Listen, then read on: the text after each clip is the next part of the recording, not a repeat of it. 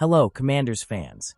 Want to stay up to date with all the news, updates, and updates about our team? Then you've come to the right place. Subscribe to the channel and activate the bell so you don't miss any details of the season. And of course, leave a like to strengthen our community of Commanders fans. Get ready, because we have some exciting news for you. And now, let's get straight to today's news. Commanders await good news on Marson Latimore. Christmas gift or another headache? Marson Latimore's hamstring injury continues to be a major concern for the Washington Commanders this season. The player, who already had his debut delayed by about 6 weeks due to the initial injury, is now facing a new injury just 2 games after his return. Latimore had to leave Sunday's game against the Philadelphia Eagles during the second half, again due to a left hamstring injury. Coach Dan Quinn, in an interview on Monday, said there is no concrete information yet on the player's status. He indicated that he expects a clearer update only on Thursday, after the Christmas break. To allow players to enjoy Christmas with their families, the time has been reorganized as activities for the week. The Tuesday and Wednesday practices have been swapped, and full focus will return on Thursday. I'll probably have a better sense on Thursday and Friday of how some of the guys are doing, including Marson, Quinn explained. We'll switch days.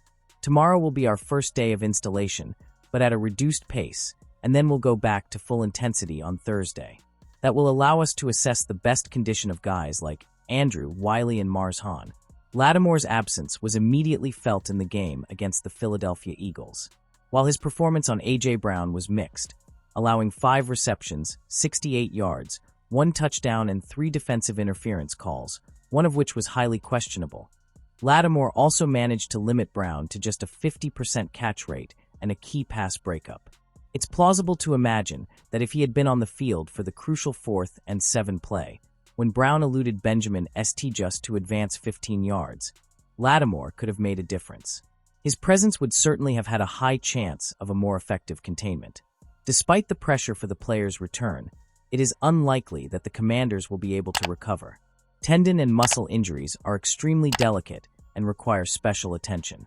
We will have to wait for Thursday's updates to find out what the future holds for the defender. Commanders urged to pursue $96 million Pro Bowl WR.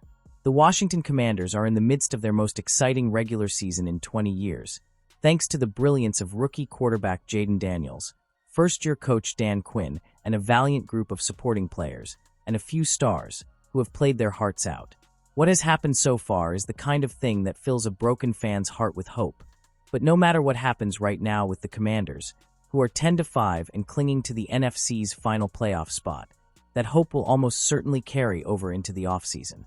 That's when there could be some real fireworks for the Commanders, who have a projected $101.3 million salary cap hit in 2025, and Daniels making the franchise arguably the most attractive landing spot for high potential free agents. Bleacher Report's Matt Holder thinks the Commanders should make a move to sign free agent wide receiver Stefon Diggs, who is spending 2024 on a 1-year, $22.25 million deal with the Houston Texans, but suffered a torn ACL in Week 8.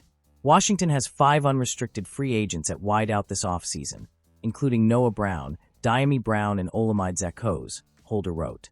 So the front office will be looking for a wideout to pair with Terry McLaurin to give Daniels another high-profile target to throw to.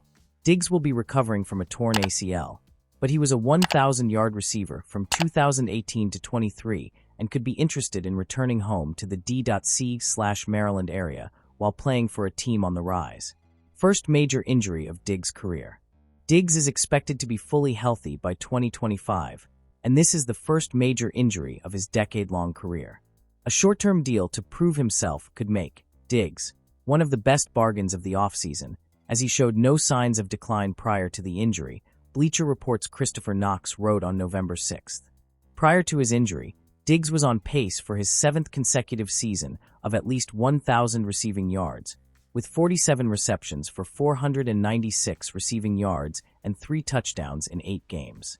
Diggs' ties to Maryland and the D.C. area also run deep. He not only played high school football at Our Lady of Good Counsel in Montgomery County, Maryland, before staying in his home state to play for the University of Maryland. Chemistry issues could drive teams away.